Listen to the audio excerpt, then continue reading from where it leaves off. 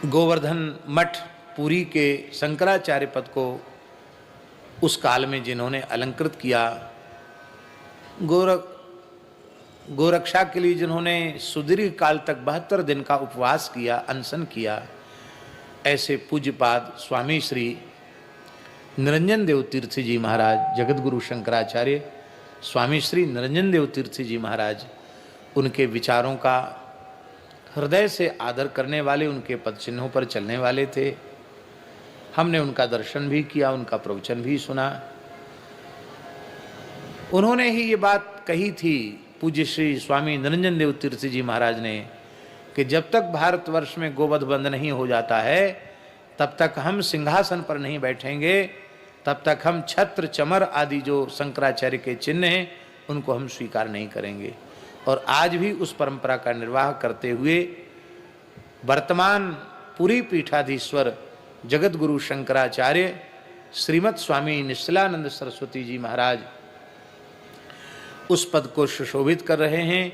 और आज शंकराचार्यों में एकमात्र श्रीमद स्वामी निश्चलानंद सरस्वती जी महाराज ऐसे महानुभाव हैं जो छत्र चमर आदि स्वीकार नहीं करते हैं और सामान्य सिंहासन पर ही विराज करके वे धर्म विषयक प्रवचन करते हैं। उनके वक्तव्य में, उनके विचारों में धर्म सम्राट स्वामी श्री करपात्री जी महाराज के सिद्धांत की झलक दिखाई पड़ती है।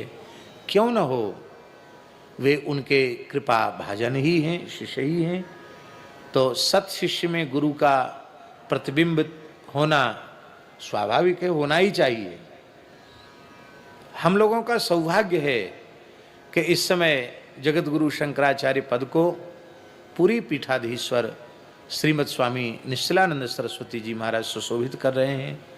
हमने तो विद्यार्थी जीवन से ही उनका वक्तव्य, उनका प्रवचन सुना है जब वे शंकराचार्य पद पर विराजमान नहीं थे। अब तो शंकराचार्य पद पर हैं, हम सबके आदर्श हैं, पथ प्रदर्शक हैं, मार्गदर्शक हैं। और इस पथमेड़ा के संपूर्ण गो सेवा के प्रकल्प पर उनका बहुत भारी अनुग्रह है, उनकी कृपा है। अहमदाबाद में भी पधारे थे, यहाँ भी पधारे, जड़खोर गोधाम में भी पधारे। जब उनसे प्रार्थना की जाती है तो वे अवश्य पधारते हैं।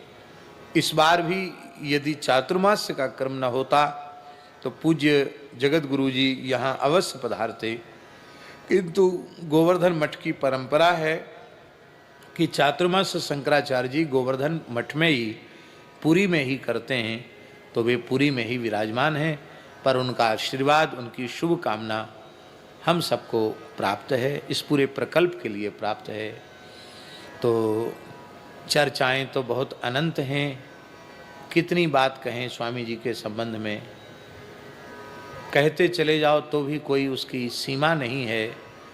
बस हम इतना कहेंगे अंतिम में कि संपूर्ण आस्तिक समाज,